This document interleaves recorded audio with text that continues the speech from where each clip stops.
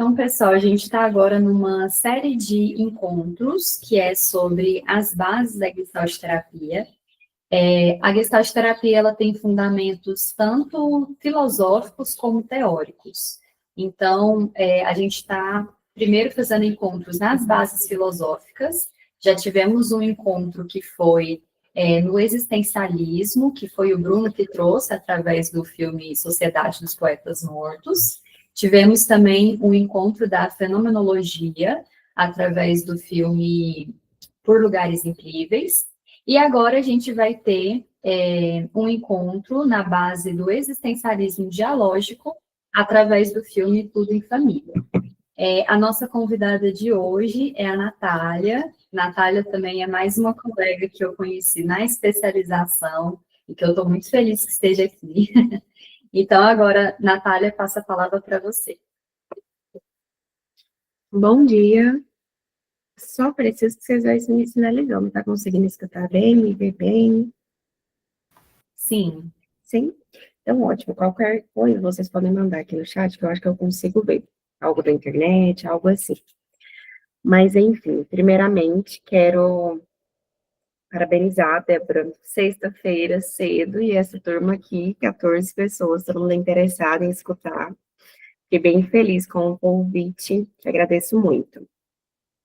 Quero desejar bom dia para todo mundo que está do seu trabalho, da sua casa. E, Débora, você disse algo e eu vou precisar muito, inclusive, da presença, da participação de todo mundo. Hoje eu tenho uma visão bem particular a respeito do filme Tudo em Família e algumas dúvidas também para compartilhar com todos que estão aqui e escutar também. Não sei se todo mundo conseguiu assistir o filme, mas muitas coisas que eu acho que vai ser bem legal e bem interessante para a gente trabalhar hoje. Primeiro, eu gostaria de começar me apresentando. Débora, você pode ir passando, por gentileza, colocar na minha apresentação? Hoje, dia 10 de outubro, já é o Dia Internacional da Saúde Mental. Não sei se aqui só tem profissionais, se tem alunos, mas hoje é um dia que a gente comemora o Dia Internacional da Saúde Mental, hoje, dia 10 de outubro, então, para mim, está sendo um prazer gigantesco começar já falando sobre o quanto a Gestalt, o existencialismo dialógico, principalmente, isso, Débora, nos acolhe, né, nos ajuda, nos transforma nossa saúde mental no decorrer de todo esse acolhimento, né, inclusive do existencialismo. Então, quero começar me apresentando, a Débora já trouxe o meu nome, me chamo Natália Mello, sou psicóloga clínica, sou colega de especialização da Débora. Nós estudamos no IPGT, né, no Instituto de Pesquisas e Gestalt aqui de Goiânia. Hoje eu atendo apenas o público adulto. Então, a partir de 18 anos é o que eu já começo a atender, já recebo no consultório. Eu atendo de forma presencial aqui em Goiânia, sou de Goiânia, e também atendo de forma online por todo o mundo. Até deixei uma frase que eu acho que faz muito sentido com o que nós vamos falar hoje sobre o existencialismo dialógico, né? Se resume nas escolhas, na liberdade, na responsabilidade, e é o que a clínica é para mim. Eu disse assim, a clínica é, para mim, um espaço de encontro, onde o outro pode se reconhecer, se escutar e se permitir existir com liberdade, escolha e responsabilidade, que é o que faz sentido para mim, como terapeuta dentro do consultório, no encontro com o outro, e é o que se resume o que nós vamos falar hoje, nessa manhã. Então, gostaria muito, muito de iniciar dizendo que esse filme Tudo em Família é um filme bem simplório, bem simples, não conseguiu assistir o filme, mas eu vou fazer um resumo para todo mundo ficar por dentro. Marta, pode ficar tranquila. É um filme bem simples, mas que retrata muito bem as relações. E ele basicamente nem fala sobre o contexto familiar, porque o nome do filme é Tudo em Família.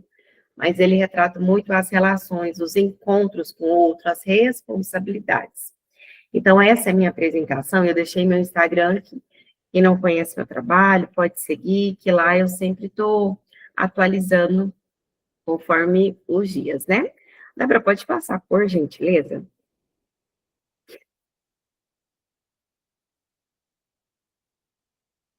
Aí. Então, hoje eu quero começar falando um pouquinho sobre o existencialismo. Nós vamos falar hoje, mas dando ênfase no existencialismo dialógico, né, de Buber, a respeito do encontro, e que, na verdade, eu sou, assim, muito, muito apaixonada na questão da dialógica, que eu acho que é o que enquadra e se encaixa totalmente com a gente que trabalha dentro do consultório, né, na clínica, assim, é o que encaixa com a questão de terapia. Parece que é muito essa questão, assim, da sensibilidade, né, de estar com o outro, de ter a nossa autenticidade. Então, particularmente, eu amo, amo mesmo a dialógica. Até no dia que a Débora me passou, eu falei, nossa, Débora, eu sou refém, porque quero muito, muito estar nesse tema. Então, antes de nós começarmos a falar do existencialismo dialógico, gostaria de dar uma breve introdução, né, no existencialismo, para que a gente possa iniciar e, inclusive, fazer essa relação com o filme Tudo em Família. E para falar sobre o existencialismo, primeiro, quero só dizer que, como a Débora já disse, dentro das bases, nós estamos falando agora das bases filosóficas.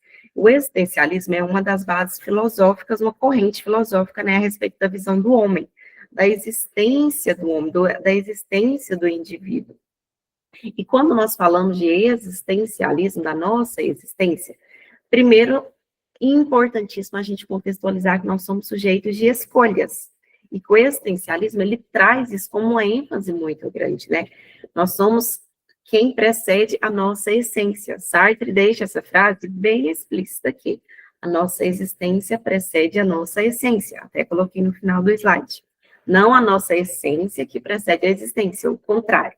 E para que a minha existência preceda a essência, ela se parte das minhas escolhas, e cada escolha tem uma consequência. Então, partindo da minha escolha, eu vou construindo quem eu sou. Inclusive, é uma pontuação muito importante que nós estamos sempre em construção. Nós não somos indivíduos prontos, nós estamos nos atualizando constantemente. E eu acho isso, assim, incrível, principalmente dentro da Gestalt. Esse processo de estar sempre vir a ser, não só da Gestalt, né? Mas a filosofia e da Gestalt também. Então, dentro do existencialismo, ele traz muito essa questão do homem como uma atualização. Hoje estou de uma forma, amanhã pode ser que eu não esteja. Hoje eu sou a Natália, psicóloga, amanhã pode ser que eu seja a Natália, não sei, outra coisa. Então, nós estamos em constante construção da pessoa que nós somos. E dentro do existencialismo, ele dá muita ênfase o quê? Nas escolhas e nas consequências.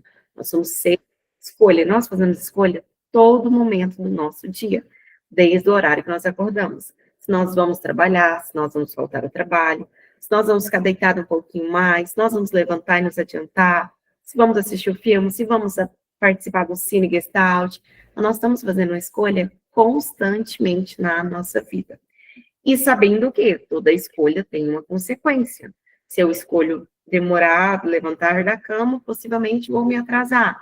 Se eu escolho levantar mais cedo, eu posso me adiantar. Então, sabendo que, dentro de uma limitação, obviamente, enquanto humano, nós temos, sim, o direito e a possibilidade de escolha, sabendo que cada escolha tem uma participação. Então, olhando, assim, pela lente do existencialismo, o homem, né, um indivíduo nesse ser humano de construção, nós somos um ser de escolhas, relações e experiência, que vai moldando dia após dia. Então, quero dar ênfase de novo. Se eu estou me construindo, se eu estou fazendo as minhas escolhas, eu estou construindo a minha existência que precede a minha essência. E dentro do existencialismo, né, onde eu disse sobre ser essa corrente filosófica, onde centra sobre a existência humana, nós estamos nos construindo, tem algumas palavrinhas-chave que eu deixei aqui no meio de resumo para que eu pudesse, assim, deixar bem claro para vocês. Que nós, como seres humanos de escolha, nós também temos a nossa liberdade. A liberdade de poder escolher, de escolher ser, de escolher não ser, de escolher o que nós queremos. Lembrando que nós estamos sempre em eterna mudança, uma metamorfose de fato ambulante, né? E dentro desse ser de liberdade, nós temos a questão da angústia. O existencialismo, ele traz isso também. Porque quando nós temos a liberdade, ela é excelente. Ter liberdade para escolher, para eu ser, mas a liberdade, ela traz uma responsabilidade, né? Então, Quando nós falamos do existencialismo, desse ser de escolha, desse ser de liberdade, chega esse peso também, né? Porque quando nós trazemos a ter que assumir a nossa responsabilidade, não deixa de ser um lugar também de angústia. E tem uma frase, inclusive, de Sartre, que fala muito da responsabilidade existencial, que diz: não importa o que fizeram de mim, o que importa é o que eu faço com o que fizeram de mim. Ou seja, a responsabilidade do que eu vou fazer partindo disso, partindo do que vão fazer comigo. Um exemplo muito clássico do consultório, da clínica. Um exemplo, o fulano faz isso e isso comigo no meu trabalho, eu estou dessa forma. O existencialismo vem com a responsabilidade dele. O que você quer fazer a partir disso? Como é para você estar nesse lugar? Então, vem sempre trazendo a responsabilidade da existência do indivíduo, não mudando o outro, mas o que eu posso fazer por mim mesmo para lidar com todo esse contexto. Então, quando o Sartre traz essa frase, ela volta a gente para essa responsabilidade existencial. E só confirmando que nós estamos em constante vir a ser, em constante construção. A vida sendo feita de liberdade, de responsabilidade e de sentido. E quando a gente fala do existencialismo dialógico, fala muito da autenticidade, né? De nós sermos seres autênticos, para que a gente se encontre com o outro. Mas para que a gente tenha autenticidade, as coisas precisam também ter sentido. E algo muito importante para que a gente possa fechar essa questão do existencialismo, nós assumirmos a autoria da nossa existência.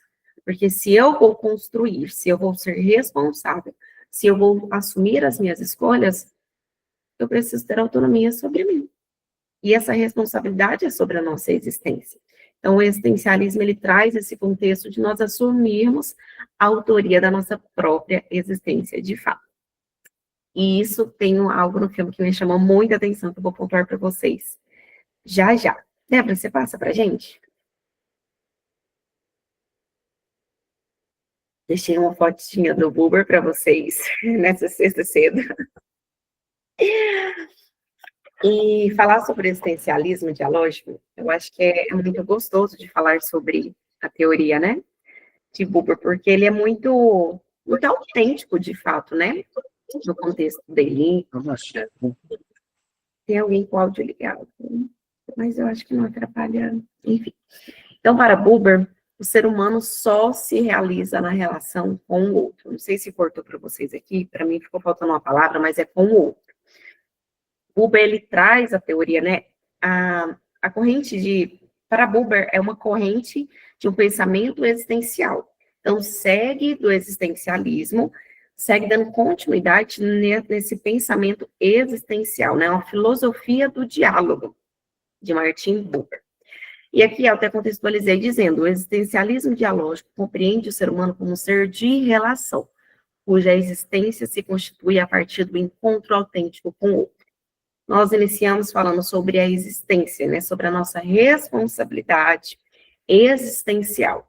Já Buber entra dentro do existencialismo, dando continuidade nessa filosofia do diálogo, do encontro com o outro, que a nossa existência se constitui, se realiza na relação, se realiza no encontro com o outro, e num encontro autêntico, no encontro verdadeiro, no encontro íntegro, onde há abertura, onde há confirmação. E dentro de toda essa perspectiva, o sentido da existência emerge no diálogo, entendido como uma experiência de presença, reciprocidade e abertura.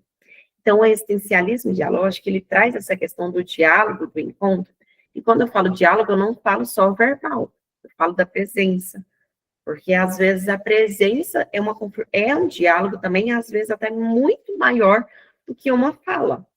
Então, quando Buber fala desse encontro com o outro como algo curativo, como algo transformador, é dessa relação existente. Logo após, eu trouxe assim, o sujeito não é um ente isolado, mas se torna quem é no entre das relações, ou seja, o indivíduo encontra a sua existência com o outro, no entre eu e entre a Débora. Ele encontra, inclusive, sentido da sua existência, onde há reconhecimento mútuo e possibilidade de transformação. Olha só que legal isso. Foi o que eu acabei de contextualizar. Buber, ele traz que, dentre a relação, no entre, existe a possibilidade de transformação. Existe a possibilidade de cura no entre. No cura, né? Com isso. Assim.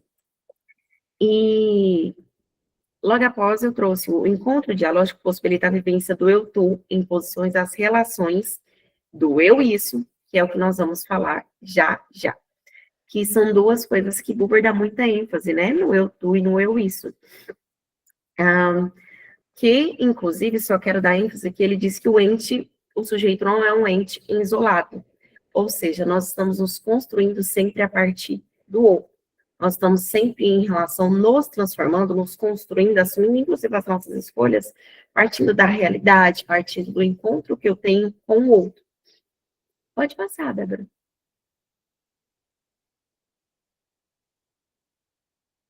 E com isso, eu queria falar um pouquinho sobre Martin Buber, né? Trouxe até um resumo bem simples dele aqui no final, que eu disse sobre a filosofia dele, da dialógica, do diálogo, do eu-tu, do eu-isso, que quem está ouvindo pela primeira vez, são duas formas que Martin Buber trouxe para nomear as relações. Um eu-tu como uma relação sincera, uma relação verdadeira, uma relação autêntica, que há a possibilidade de transformações, e o eu-isso como uma nomeação de uma relação, de uma troca de interesse, uma troca de utilidade, uma troca mais distante, que também nós precisamos tanto de uma quanto de outra. Tem um livro, no final vou dar uma olhadinha que eu me esqueci o nome dele, eu acho que você conhece, Débora? Que o Marcelo, inclusive, sempre indica. Você fala de relação de pessoa a pessoa? Pessoa a pessoa. Depois vou passar para você, Débora, mandar lá no grupo para quem se interessar, porque ele é excelente, excelente. E lá ele traz, né, que nós, enquanto seres humanos, nós não podemos, assim, cair nesse pensamento que nós sempre vamos ter relações eu-tu, sempre relações recíprocas, que sempre vai ser autêntica, sempre vamos ter essa conexão, e que nós precisamos também da relação eu-isso, que é a relação distante, a relação que é uma troca apenas por uma utilidade, objetificação. Isso também é importante. Quando nós não temos essa relação eu-isso, nós não somos seres humanos. Então, ele contextualiza isso de uma forma muito clara no livro. E esse livro, ele é excelente. Quando eu estava fazendo essa matéria na especialização, fiquei muito apaixonada. Então, quando eu falo dessas duas nomeações de Buber, né, da relação do eu-tu e do eu-isso, primeiro eu queria iniciar falando do eu-tu, o eu e o tu, que é uma relação muito fundamental para Buber, que ele dá muita ênfase, que é onde há um verdadeiro encontro através de um diálogo autêntico. Ou seja, através de um encontro autêntico, nós temos essa relação, o eu-tu, permitindo uma conexão muito significativa. E, Natália, como que acontece? Eu gostei da Débora, a gente conversou, estamos tendo um eu-tu? Não, basicamente. Na verdade, o livro também fala, né, que o eu-tu é um encontro muito sagrado, e que ele não acontece, assim, do nada. Gostei, conversou, conectei, é isso. Então, assim, o eu-tu, ele é um encontro muito sagrado, que ele acontece, de fato, muito minuciosamente, entre, às vezes, no encontro, mas às vezes não, em particularidades de uma abertura, de uma confirmação, de um encontro autêntico. Pode, inclusive, existir um encontro autêntico e não necessariamente sempre está existindo o eu-tu. E o eu-tu surgir naquele momento, né? O eu-tu é uma nomeação da relação muito sagrada. Um encontro, de fato, né, que existe e que vai possibilitando a transformação. Logo após, Buber traz a questão do eu-isso, né, que na concepção ocorre quando o outro é percebido de forma utilitária. Inclusive, eu queria trazer uma relação, eu vou dar exemplos do consultório, que é algo que está mais na minha realidade. Não sei se todos aqui, como eu disse, estão atendendo ou atendem, mas podem pensar em outro exemplo também. Na relação do atendimento, né, psicólogo, cliente, paciente, nós temos muito essa relação do eu-tu e do eu-isso.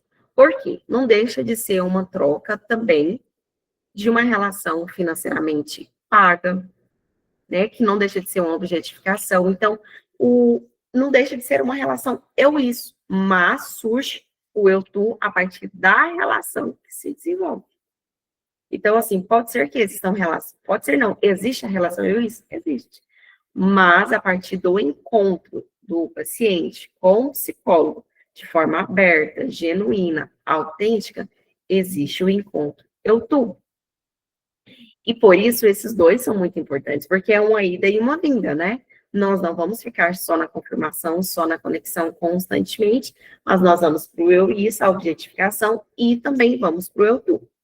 E dentro de todo esse contexto, essa relação dialógica, nós temos essa questão do diálogo, que é o que eu tenho trago e falado com muita frequência aqui. Esse diálogo genuíno, né? Que é o veículo para esse encontro. E quando eu falo de diálogo, não só da fala, mas dessa presença, de estar também com o outro, até o diálogo não verbal, essa presença de estar, de fato, presente com o outro, de estar olhando, de estar ouvindo, de estar presente, de estar atento ao outro. Isso é um diálogo genuíno, que é um veículo para a conexão. E dentro da Gestalt, gente, isso é essencial, né?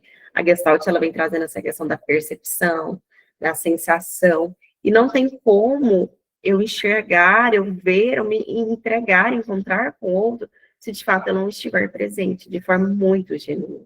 Se eu não estiver, de fato, escutando, diferente de estar apenas só estar por estar. E partindo disso, a Gestalt terapia vem, né, ampliando, vem trazendo e confirmando o quanto essa transformação, o quanto esse processo de crescimento pode acontecer, porque nós, enquanto gestaltistas, acreditamos nisso, né? Que o encontro com o outro é onde ele vai se percebendo, é onde o encontro com o outro, ele vai se vendo como um agente de mudança de si mesmo também. E nós, um agente que vamos caminhar com ele, não mudando nem transformando, mas vamos caminhar para que ele consiga se transformar, para que ele consiga se enxergar.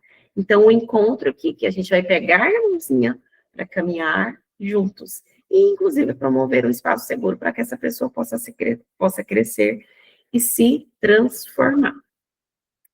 Você passa para a gente?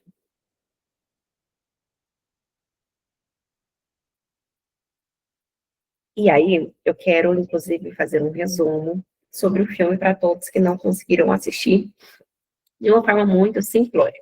E resumindo o que nós iniciamos falando aqui, iniciei falando sobre o existencialismo, sobre a questão das responsabilidades da nossa existência, sobre o contexto das nossas escolhas, sobre o existencialismo, a corrente filosófica, né, que traz o homem para esse lugar de escolha, de consequência, da nossa existência partindo para a nossa construção, seres que estamos sempre a vir a ser, estamos sempre nos atualizando. E logo após nós falamos sobre a relação dialógica, de forma muito simples também, mas qualquer dúvida que vocês tiverem, vocês podem ir me pontuando, que no final a gente vai compartilhando e falando sobre isso. Falamos sobre a dialógica no sentido de Buber, né? Nesse contexto do diálogo, do encontro, da autenticidade, da presença, do diálogo genuíno, dando continuidade na existência através do diálogo, que é o veículo para que a gente se transforme. E hoje eu quero falar um pouquinho sobre o filme Tudo em Família, que é uma comédia, né, um romance bem simples, como eu disse aqui no início, mas que dá para ilustrar muito toda essa questão de Buber, do eu-tu e do eu-isso, que são as duas nomeações de dois tipos de relações que podem curar e que também podem adoecer. As duas relações que podem ser curativas e adoecedoras também. E partindo disso, eu queria fazer um resumo, né, sobre esse filme que eu escolhi. Então, Tudo em Família, ele se resume em basicamente nada sobre um contexto familiar explícito, né? Traz mais um contexto profissional, um contexto relacional da vida da mãe. E ele inicia com uma atriz principal, que é a Zara. Não sei se todo mundo conseguiu assistir, mas se for, vocês vão compreendendo aí. Zara, né, que é um assistente pessoal de um chefe, assim, que está no auge do Hollywood nos filmes, um ator bem famoso, conhecido, bem bonito, um galã do cinema. E ela tem o sonho de ser produtora. produtora de filmes. E ela entra para trabalhar com ele com uma proposta de cumprir tal função, e acaba que ela se torna assistente pessoal desse homem, assim, para cumprir tudo, assumindo todas as responsabilidades, inclusive dele como ser humano. E até chegar o dia que Zara não aguenta e pede a sua demissão. Ao pedir a sua demissão, o suposto não, o chefe Chris, né, vai até a sua casa para convidá-la novamente, né, para estar com ele trabalhando, e se depara com a mãe de Zara, que é uma mulher mais velha, mas uma mulher muito atraente, uma mulher muito bonita, muito inteligente, que também é produtora. E partindo disso, os dois começam a ter uma relação amorosa, que na verdade é inaceitável por Zara. Então o filme ele retrata muito esse contexto, né, da não aceitação de Zara com a relação do envolvimento do chefe com a mãe, da confusão da mãe de ficar ou não ficar, das mudanças de Chris, que se apresenta no filme como um homem muito arrogante, como chefe, do homem muito insensível, de um homem que é mais jovem, que é muito assistido por outras pessoas, e no decorrer de todo o trabalho do filme, né, eles vão ilustrando logo após o encontro do chefe com a mãe, do possível relacionamento, inclusive do Chris sendo humano, sem só o Chris famoso, e isso vai desenvolvendo todo o encontro, e assim, não deixa de ser um sofrimento muito grande, o filme ele vai desenrolando como um sofrimento de fato, né, até que todos vão se encontrando, vão sabendo se responsabilizar cada um por si, a Zara por aquilo que ela acha da mãe, a mãe daquilo que ela quer, do Chris daquilo que ele deseja, também até que ambos se encontram e finaliza, né, com a Zara cumprindo aquilo que ela sempre desejou, que é, assim, estar cuidando da produção, e a mãe também com o chefe, juntos, né. Então, o filme, ele se resume nesse enredo, tem uma participação da ex-sogra da Broker, que é a mãe da Zara, que é uma viúva, né, o esposo dela faleceu, mas uma participação muito simples, então o filme se resume nesse triângulo, né, da filha, da mãe e do chefe, onde os três vão desenvolvendo todo o enredo do filme. Você pode passar, Débora, por gentileza? Nossa, deu uma cortadinha. Partindo desse resumo do filme que eu fiz agora, bem simples, queria só contextualizar a respeito de cada um dos personagens para que todo mundo ficasse por dentro mesmo. Primeiro, como eu disse sobre a Zara, que é a personagem que mais aparece dando ênfase, né? Que eu disse, trabalha com um homem que representa tudo que ela odeia, que ela deixa claro. Então, ele é um homem extremamente vaidoso, que para ela é irritante, é um homem que é extremamente superficial, que mente, que engana, e ela é uma pessoa extremamente irritada, extremamente irritada. Então, ela trabalha com um homem que vai de, assim, encontro com tudo que para ela é muito ruim. E Zara, ela é uma pessoa que sonha muito com a questão da produção, da escrita. A mãe de Zara é uma excelente, né? Foi uma famosa, conhecida dentro das produções.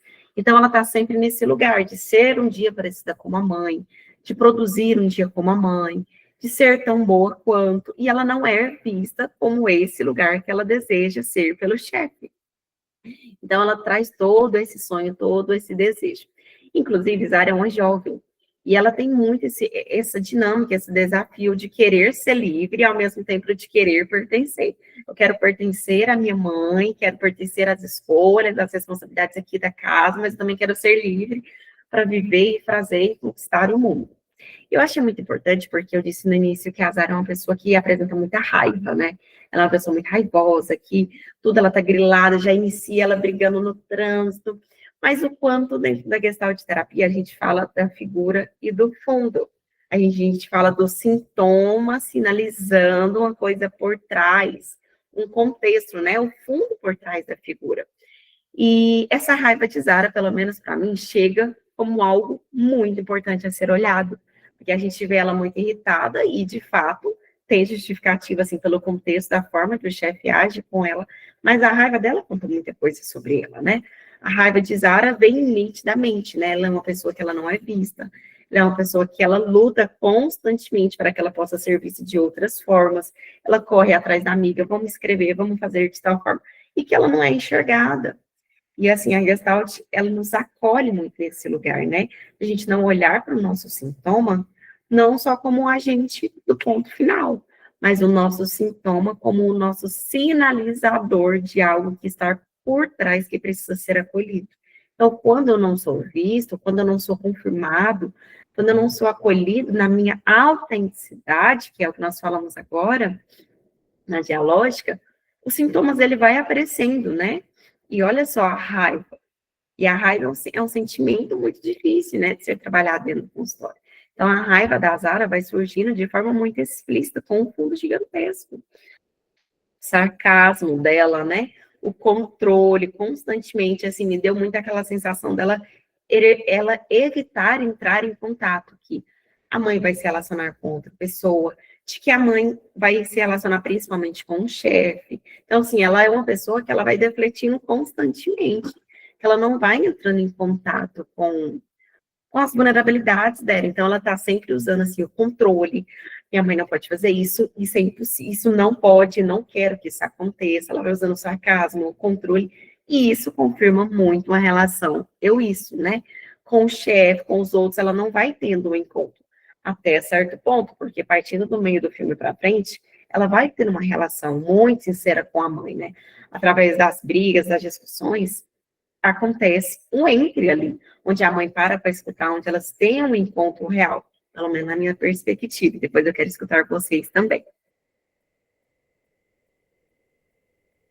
Queria pontuar rapidamente sobre Cris, não sei, depois também quero escutar a percepção de vocês sobre o Cris, que me chamou muita atenção, assim, a forma, né, o papel que ele cumpre no filme. Um homem que, de fato, é uma estrela do cinema, que atrai muitas pessoas, né, e que de fato é um homem muito mimado, apresenta um homem muito imaturo inicialmente, que não consegue fazer muitas coisas da sua responsabilidade. Eu falo mimado, já fazendo um auto-julgamento, né? Mas fazendo epoquê aqui, gente. Fazendo um epoquê aqui, um homem não deixa de ser um homem que é muito centrado na sua imagem, né? O filme, ele contextualiza muito esse lugar, né?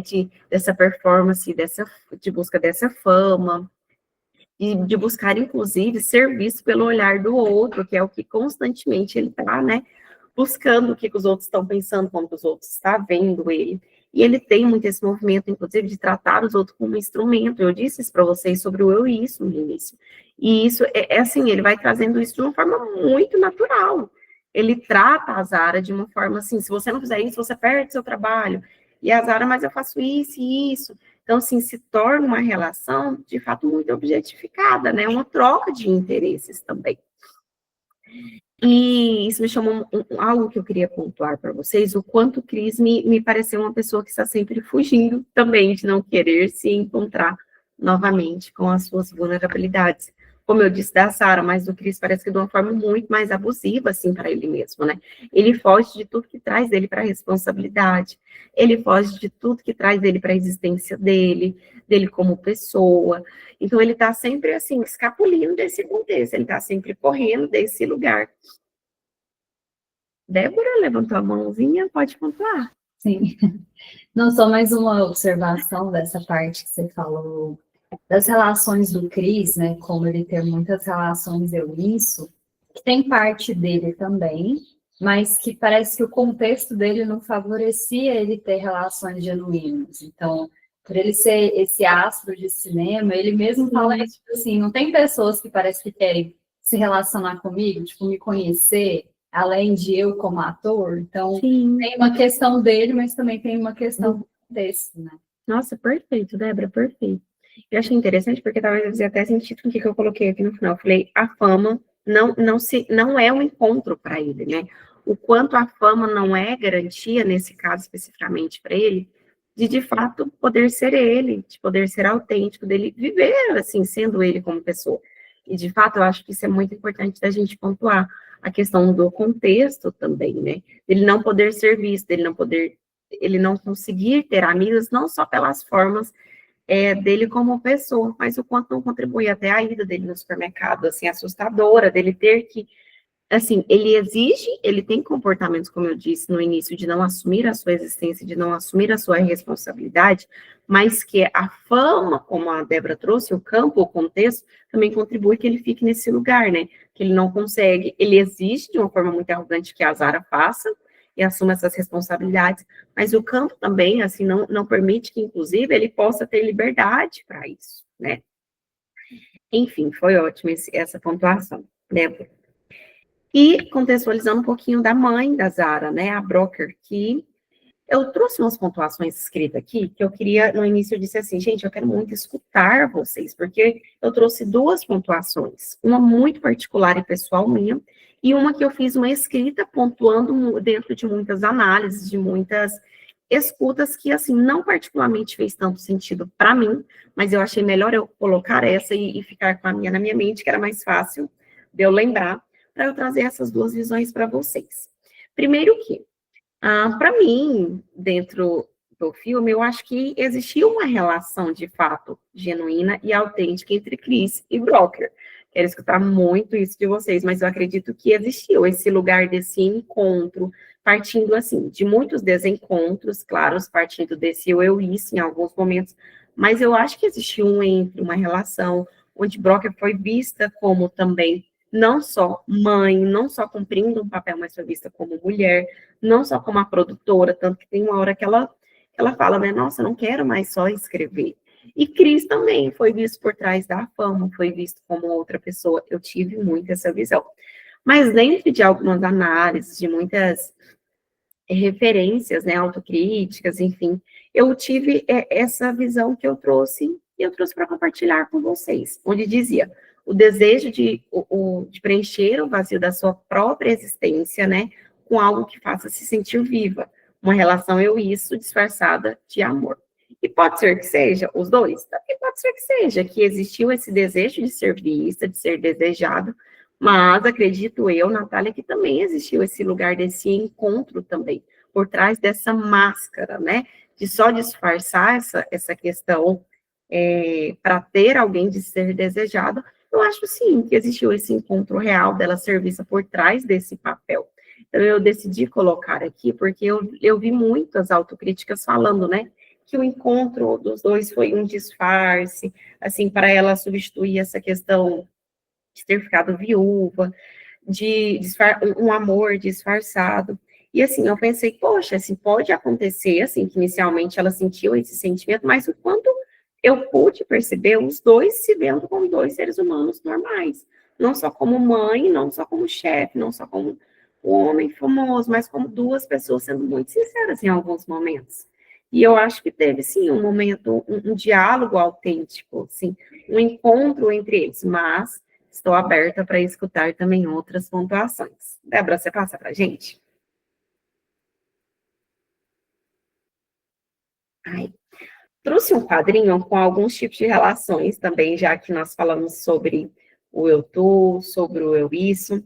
Fiz esse quadrinho para colocar, para a gente contextualizar um pouquinho, e estou aberta também para escutar outros tipos de relações, que aqui eu coloquei uma só, assim, bem simplória, mas claro que existiram vários, né, dentro do filme. Igual o Cris não ficou só no eu isso, teve encontros, a Zara teve outros também, a mãe, mas eu trouxe uma aqui para que a gente pudesse só contextualizar e dar abertura e confirmando aquilo que a gente falou. Então, eu coloquei o Cris, né, sua relação e seu movimento existencial, e confirmando aquilo que eu disse, o quanto existia, né, essa fuga da autenticidade, do vazio, e o quanto, em muitos momentos, fica claro esse movimento do eu isso. Existiram, sim, assim, pelo menos na minha percepção, esse encontro mais na frente, mas o quanto, assim, fica nítido e claro essa movimentação, essa relação mais objetificada, né, mais de uma troca de interesse em muitos momentos, até mesmo nas relações com as outras mulheres, né, esse lugar dele confirmar, de trazer o brinco, assim, de evitar essa questão do vazio, por ele ser uma pessoa sozinha. Então, existem muitos momentos do filme que retratam muito esse movimento do eu isso. E da Zara fica, assim, uma eterna oscilação, né? Ela é a pessoa que eu acho que fica mais clara, esse encontro do eu isso, do eu tu. Que ao mesmo tempo que ela tá no eu isso, ela tá No Eu Tu, com a mãe, inclusive, ela tem uma amiga que ela tá o tempo inteiro falando, assim, procurando falar só dos seus próprios interesses, enquanto a amiga tá terminando uma relação, tá sendo ali, precisando muito do acolhimento, e ao mesmo tempo, aí já tem outras partes do filme que ela tem um encontro com a amiga, que ela fala, poxa, mas eu tava na sua casa, vocês não estavam, vocês já estavam separados, então, assim, vai surgindo um diálogo entre elas, ela vai ficando presente. Então, assim, é constantemente uma busca de sentido para a Zara, né? A Zara, ela é uma jovem que ela vai buscando sentido constantemente na existência dela. Pode falar, Débora. Eu vou trazer uma percepção diferente. Você me fala se você concorda. Mas a sensação que eu tive é que a Zara também, assim, claro que todo mundo tem as duas dimensões, né? Do eu isso e do eu tu. Mas parece que ela também está muito presa no eu isso. Que acaba que as relações sempre ela se preocupa muito com ela. Tanto que essa questão da amizade é muito isso. Ela sempre estava falando dos problemas dela. Sim. Ela não queria que a mãe namorasse o chefe dela. Ela não concordava com muitas coisas do chefe. Quando ela busca esse sentido, é mais tentando compreender algo mais na dimensão do eu, mas não tanto na relação com as pessoas. Então, parece, assim, para mim, que a Zara ela tem uma dificuldade de se encontrar com outras pessoas. Ela está muito ali na dimensão só do eu. Foi a percepção que eu tive. E, assim, eu acho que contribui demais também, né? Muito, muito, muito mesmo. Tem uma parte no filme, assim, quase no final, onde ela tem uma conversa com a avó, e eu achei uma atualização muito importante, porque, como eu disse, inclusive, do existencialismo, né? De nós somos seres eternamente de construções, de atualizações, e o quanto aquela cena, para mim, faz sentido quando ela conversa com a Zara, assim, é uma atualização, assim, Zara, sua mãe também, assim, sua mãe merece, sua mãe isso, eu também desejo que sua mãe seja feliz, e ela vai trazendo, inclusive, a Zara, assim, vai ampliando a percepção, vai trazendo muitos insights para ela, porque, de fato, a Zara traz esse contexto, né, ela fala do Cris ser uma pessoa, assim, em outras palavras, egocêntrica, né? Mas ela também, no contexto ali, não consegue enxergar a mãe, não consegue enxergar a amiga, não consegue até enxergar o Cris como homem por trás desse chefe, né? Então, assim, eu achei essa pontuação sua, Débora, muito interessante, muito. E eu acho que casa muito com essa pequena cena da avó conversando e atualizando ela, assim, tirando ela do eu e olha, sua mãe também existe, sua mãe também é mulher, sua mãe também pode ser feliz, sua mãe também pode conhecer outras pessoas. E é isso. E aí eu volto para a questão da mãe, né? Da percepção que eu disse, eu falei das duas percepções. E aqui novamente reforça que eu isso disfarçado de amor, mas eu confirmo que existia, eu confirmo assim, na minha percepção, que também existiu toda pode ter existido esse disfarce do amor, mas que também teve um encontro entre dois humanos, não só numa tentativa de preencher o vazio do homem que faleceu, ou da fama, ou do vazio por não ter amigos, mas de um interesse genuíno, de um encontro como pessoa também. Acho muito interessante, tem uma hora que ele entra e vai pegando nas prateleiras do livro e fala, ele não sabia que ela era escritora e já tinha existido o interesse dela como pessoa, e tanto que ele fala, é sério? E ela, sim, eu sou, tal, e ela começa a dizer, ou seja, não só uma tentativa de procurar alguém de fama ou de estereotipar, mas assim, de um encontro como dois humanos sentados no sofá, conversando, vendo as fotos que estavam, né, nos porta-retratos. Então, acho que também existia um eu tu, um eu isso aí no meio. E existe todo um eu tu também, né? Como eu disse, dentro do existencialismo dialógico, o encontro, ele é um possibilitador de transformações. E o encontro final existe, né? Ele vai emergindo esse eu tu também em ambas as relações. Esse encontro, essa presença, essa escuta. Tem um momento muito importante do filme que, após o término, assim, o desencontro da mãe com ele, e aí ele chama Zara, e Zara vai até lá tentar reconsertar e senta com ele. Então, assim, é um momento bem, assim, bonito, assim, de uma conexão, onde ambos se escutam para escutar. Então, assim, existe também, e eu trouxe isso para dar ênfase, né, nas questões do eu tu, do eu isso, da relação dialógica de Buber. Você pode passar para nós, Débora? E eu coloquei, achei essa imagem, assim, bem engraçada, porque quando Zara chega em casa e a mãe está ficando com o chefe, ela se assusta muito, muito. Ela abre a porta do quarto, ela se assusta e ela bate a cabeça, não sei se é na porta, na parede, e cai no chão e tem um desmaio, e todo mundo fica muito desesperado. E ela precisa ir para o hospital. E aí eu pontuei, né, coloquei, cada personagem vive no campo do eu isso, usando o outro para preencher o seu vazio. Eu tive muito essa percepção inicial. E no decorrer do filme, assim, foi atualizando, né, foi mudando, foi construindo relações, que é o que nós estamos falando, né, da atualização, da construção, ambos foram se construindo.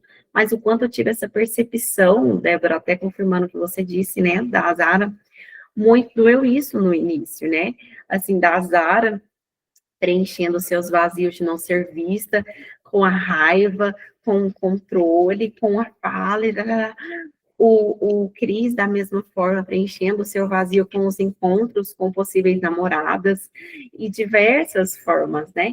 Então, ambas ali sempre fazendo, se construindo, até eu fiquei pensativa na questão, assim, da mãe, né? No início de todo esse contexto do autocuidado, do excesso, tanto que no início a Zara chega pedindo um vestido para a amiga dela, e aí abre o closet enorme. Então, assim, parece ser pessoas que têm muitos vazios, né? E que vão sempre preenchendo e tendo essa relação muito, muito objetificada de fato. Então, eu achei que essa imagem fez muito sentido e eu decidi trazer, porque é um momento bem, assim, época, assim, no filme, né? Pode passar, Débora. Outra cena e algumas frases que eu coloquei, e eu queria dar muita ênfase nisso, né? Porque nós falamos sobre o diálogo genuíno, e às vezes soa para a gente como diálogo genuíno ser criado num momento feliz, num momento legal, num momento que eu estou me encontrando com outro, que a gente está tendo uma conversa boa, e nem sempre o diálogo genuíno ele vai nascer só da harmonia, na maioria não, mas ele também acontece do confronto. E, inclusive, desse livro, ele fala, assim, desse lugar da gente, quanto terapeuta, de confrontar e de confortar. Então, assim, a gente confronta e conforta, a gente confronta e acolhe, e cuida também. E aí, quando eu pude perceber que na maioria das cenas do filme, inclusive onde teve os encontros, não foram de momentos harmoniosos, ou de vamos sentar aqui, vamos ter uma conversa. Na verdade, foi então em tons de discussões, de briga, e que através disso teve encontros autênticos, né? Foi através da Zara vendo a mãe com o chefe, que chegando e brigando, que ela foi, mãe, é isso, é assim, assim, assim, onde eles pararam, respiraram, que a mãe se atualizou, se percebeu. Ou seja, a presença se constrói quando nós também somos verdadeiros. Quando nós tiramos as nossas máscaras, quando nós deixamos, né, transparecer a nossa autenticidade, e a presença se constrói, a relação também partindo disso. Então, eu coloquei essas duas frases que me chamou muita atenção, né, durante os meus estudos. O diálogo começa quando cessam as máscaras.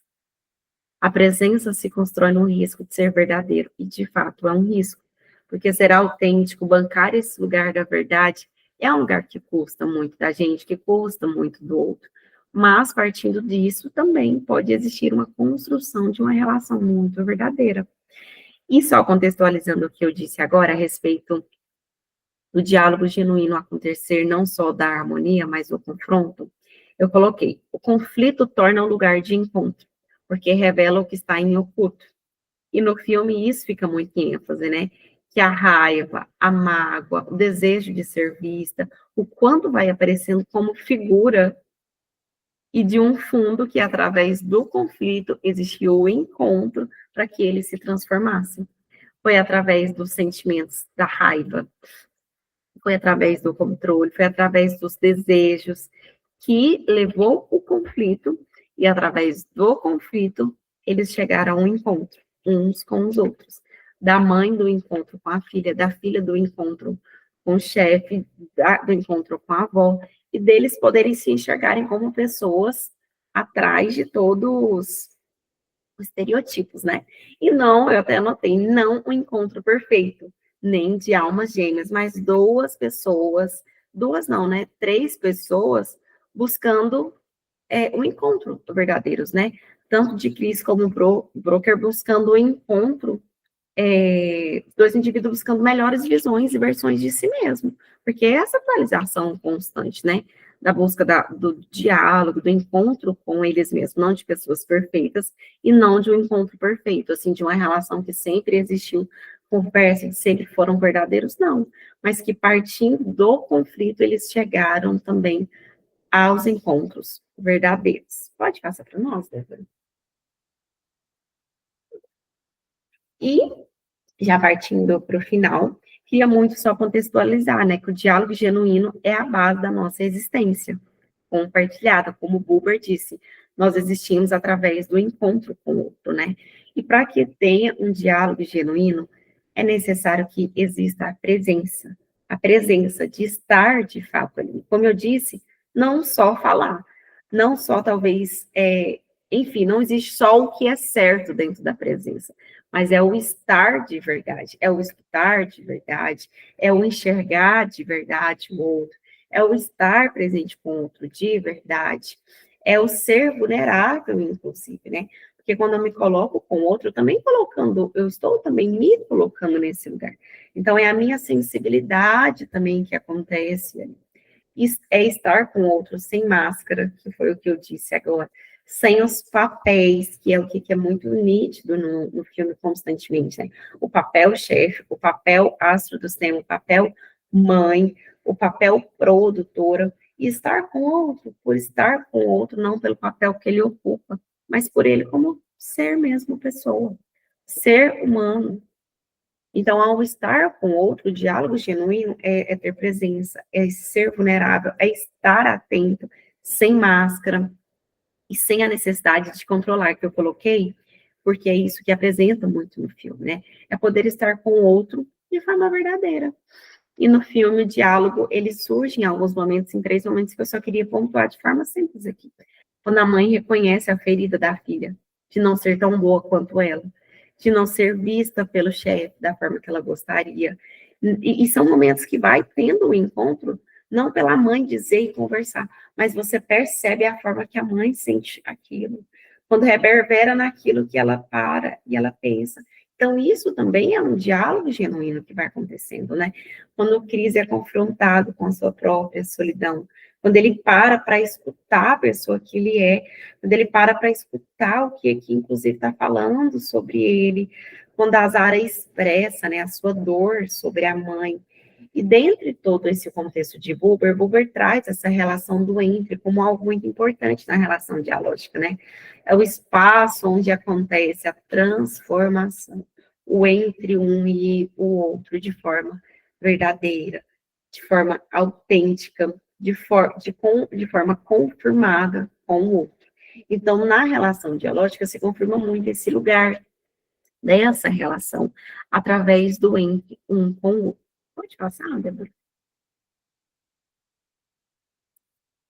E partindo, eu estou dizendo toda hora, partindo para o final, mas agora, de fato, no final, contextualizando a respeito do existencialismo dialógico e do filme Tudo em Família, eu queria trazer para vocês, né, que o existencialismo dialógico, ele está hoje, aqui, agora, através de toda essa relação que eu trouxe para vocês, nos convidando a sair do automático, né, das relações automáticas, das relações superficiais, das relações utilitárias, até mesmo, acho que do egocentrismo, né, já pegando um pouquinho da sua fala, Débora, e nós podermos nos reencontrar como pessoa, não como papel que eu ocupo, não só como Natália psicóloga, não só como Débora psicóloga, mas como Natália humana, mas como Débora humana, não só como a pessoa que coloca a si como talvez o centro das coisas, mas que existe a mim,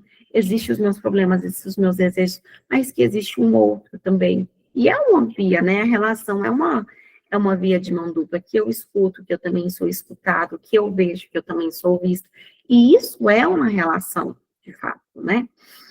Então, eu queria confirmar e trazer vocês, fazer esse convite hoje, né? Já que nós estamos falando do existencialismo, da nossa responsabilidade, da dialógica, dessa responsabilidade de existir e de nos construir e de nos atualizar é um convite para hoje também. Se nós nos atualizarmos na nossa relação, que nós não vamos só ficar na relação eu-isso, ou não vamos ficar só na relação eu-tu, mas nós vamos transitar tanto no eu-tu quanto no eu-isso, mas o meu convite hoje é para quê? Partindo das nossas relações, serem relações de fato como pessoa, relações verdadeiras, pelo menos a abertura para que isso aconteça, né, diariamente. E aí eu até coloquei, no fim, o filme Tudo em Família fala menos sobre família do que nós imaginamos, e mais sobre a coragem de se encontrar com os outros, né? Porque o título deixa Tudo em Família. E, na verdade, ele se contextualiza, e pelo menos para mim fica mais forte, os encontros. A coragem de ser eles mesmos, diferente dos papéis que eles ocupam. Entre máscaras, entre feridas, entre afetos confusos. O filme nos lembra que o diálogo verdadeiro nasce quando nós ousamos estar presente de corpo inteiro, sem papéis, sem defesas, apenas com a presença, apenas sendo o Cris da forma que ele é, apenas sendo Zara, apenas sendo broker, também não vou nomeá-la só como mãe, que esse é o papel que ela está tendo, mas que ela é uma mulher por trás de tudo isso também. Então, o filme Tudo em Família, que eu disse no início, que me apresentou ser um filme tão simples, me contextualizou muitas coisas das relações, dos encontros. E é isso, essa foi uma percepção que eu decidi não, né, que a Débora me trouxe, que fez muito sentido para mim, como gestaltista, né, nessa construção diária da profissão, e que através desse filme me fez muito enxergar o quanto encontra a autenticidade, a verdade, surge a presença, e o quanto eu poder ser eu, da minha forma autêntica como pessoa, eu posso me encontrar com o outro através dele, sem máscara, e que através disso surge o encontro, o diálogo verdadeiro. Então, estou aberta aqui hoje para escutar outras percepções, dúvidas de todos vocês. Espero que possa ter contribuído pelo menos um pouquinho. E obrigado muito pela atenção de todos vocês aqui nessa manhã. Eu que agradeço, Natália, foi maravilhoso. Vou tirar aqui a apresentação só para abrir, né, para a gente dialogar um pouquinho. Mas a Andréia já fez um comentário aqui, ela falou, linda contextualização, e muito rica quando tratamos de relações. Sabemos do índice de adoecimento nessas áreas que foram apresentadas. Acredito que ela falou do adoecimento nas relações, né? E o filme trata muito sobre isso, né? E assim, só confirmando, Débora, é aquilo que eu até falei do livro, né? As relações, elas curam, mas elas também adoecem. Sim. Né? Então, assim, olhar para a relação é, de fato, um lugar muito sensível, muito vulnerável para a gente, né? Porque dentro do essencialismo dialógico, se a relação é o que nos dá sentido, essa relação, ela tem um poder muito forte, ela ocupa um espaço muito grande, né? De tanto de ser transformadora, mas também de ser autodestrutiva. Obrigada pelo comentário, acho que contribuiu muito. Eu estou procurando eu queria fazer um comentário, mas também, se alguém quiser comentar alguma coisa, né, depois pode abrir o microfone também, ou colocar aqui no chat. Mas uma das coisas que eu gostei muito que você trouxe, Natália, foi começar falando primeiro do existencialismo e depois entrar no existencialismo dialógico. Porque realmente tudo se complementa, né? Aqui a gente está estudando as bases separadamente, mas tudo na Gestalt se complementa. Então, você trazer essa parte da responsabilidade, essa parte da atualização, fez muito sentido. Eu fiquei pensando muito na personagem da Zara, né? Porque, para mim, assim, nossa, parece que ela tinha uma dificuldade de atualização, uma dificuldade de entender o que as escolhas da mãe dela, ou as escolhas do chefe dela. Mas, ao mesmo tempo, eu meio que entendi ela, tipo assim, nossa, ela conhecia esse chefe, sabia como ele era em outros relacionamentos, então, parece que tudo bem, algumas vezes a gente tem uma dificuldade de atualização, sim, mas que, ao mesmo tempo, mostra que é possível, né? Que mesmo tendo contextos que, às vezes, é muito difícil, essa atualização, ela é possível. Então, a gente percebe uma atualização na Zara, a gente percebe uma atualização do chefe dela, na mãe. Então, eu acho que complementar esse conceito do existencialismo com o dialógico, para mim, fez muito sentido. Então, obrigada por trazer essa comparação, gostei muito. Que ótimo, assim, mais uma vez confirmando, Débora, foi ótimo o seu comentário no sentido de o quanto é possível mesmo no contexto, no campo, que é difícil de se atualizar, né, das coisas se transformarem também, eu acho que é muito isso, assim, a Gestalt, ela traz essa questão da percepção, né, da atualização da consciência. Então, assim, a gente olhar para um campo que pode ser, inclusive, adoecedor, mas que há uma possibilidade de uma atualização, sabe? Eu acho que é muito isso, a gente voltar para o lugar que, mesmo num lugar onde o chefe é, assim, vou dizer essa, vou dizer abusivo, assim, não estereotipando, né? Mas, assim, inicialmente com alguns comportamentos mais agressivos e tudo, que é possível de uma atualização partindo de que existem outros contextos, além só desse chefe de uma parte, e inclusive o existencialismo traz isso, né, que nós não somos só uma parte fechada, e que existe um contexto, né, entre a questão do campo, do todo também, e a atualização acontece quando a gente vê as outras partes também.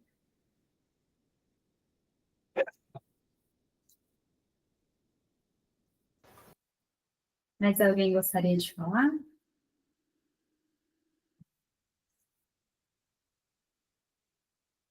A Keila disse sobre gostar do existencialismo de Wolper, eu amo, gente.